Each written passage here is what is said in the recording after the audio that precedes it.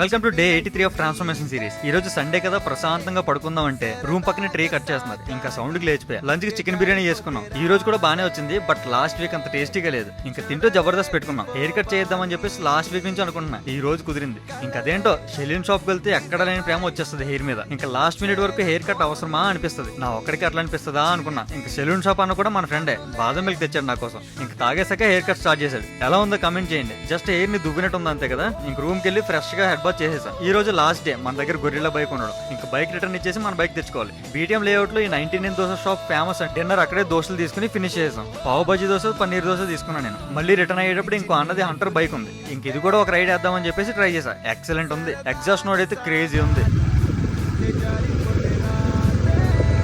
ఇంకా ఫైనల్ గా టీ తాగేసి రూమ్ కి రిటర్న్ అవుతుంటే మళ్ళీ ట్రాఫిక్ లో ఇరుక్కున్నాం. వెళ్లే దారిలోనే ఇంకా పెట్రోల్ కూడా అయిపోయింది బైక్ కి. మళ్ళీ ట్రై చేద్దామని చెప్పేసి సెల్ఫ్ స్టార్ట్ బటన్ ప్రెస్ చేస్తే లక్కీగా స్టార్ట్ అయింది. నిన్న లాంగ్ రైడ్ అంతా ఒక ఎక్స్పీరియన్స్ అంటే ఈ రోజు ఇది ఒక experience. Life is all about experiences. Good night.